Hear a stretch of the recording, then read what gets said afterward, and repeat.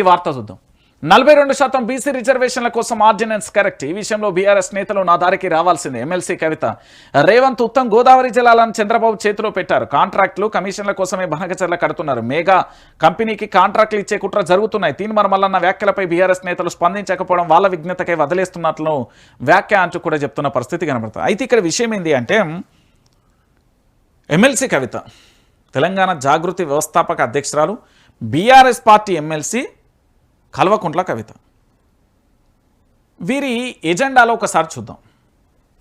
రేవంత్ రెడ్డి ప్రభుత్వం వచ్చినప్పటి నుంచి చాలా అంశాలను కూడా తెర మీదకి తీసుకొచ్చిళ్ళు. వాళ్ళ పోరాట పటిమలో భాగంగా ముందుకెళ్తున్నారు. దాంట్లో భాగంగా డిఫరెంట్ వేలో వాళ్ళు పోరాట పటిమ చేస్తూ పోరాటాలు చేస్తూ ముందుకెళ్తున్నారు ఎమ్మెల్సీ కవిత. దాంట్లో ఎమ్మెల్సీ కవిత ఏం చేసిందంటే బీసీ ఎజెండా పూర్తి స్థాయిలో టేకప్ చేసింది. బీసీ ఎజెండాతో ముందుకు కొనసాగే ప్రయత్నం చేసింది. దాంట్లో పోరాటాలు చేసిళ్ళు, నిరసన వ్యక్తం చేసిళ్ళు. ఈ 17వ తారీఖు అంటే నిన్నటి రోజున రైలు రోకోకు కూడా పిలుపునిచ్చారు. అయితే ఆర్డినెన్సులు తేవడం వల్ల దీన్ని తాత్కాలికంగా పోస్ట్పోన్ చేస్తున్నామంటూ కూడా చెప్పారు. ఢిల్లీ వేదికగా కూడా ప్రెస్ మీట్లు పెట్టిన పరిస్థితి కనబడుతుంది.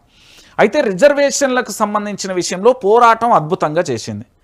ఇక అయితే తీన్మార్ మల్లన్న వ్యాఖ్యలకు సంబంధించి బీఆర్ఎస్ స్పందించలేదు. దాంతోపాటుగా ఆర్డినెన్స్ల విషయంలో కూడా బీఆర్ఎస్ ఇదే దారిలోకి వస్తుంది అని కూడా ఒక స్టేట్మెంట్ ఇచ్చింది అనేది ప్రధానంగా కూడా రాసుకొచ్చారు.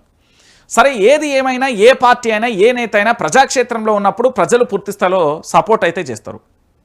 ప్రజల సపోర్టు మద్దతు ఉంటే అల్టిమేట్గా ఏది జరగాలనో అదే జరుగుతుంది. దాంట్లో ఏముంటుంది, మనం పెద్దగా చర్చించాల్సిన ఏంది అంటే ప్రజల సపోర్ట్ ఉంటే అయిపోయా. అల్టిమేట్గా ఎవరిది ఉంటేంది ఏం కథ.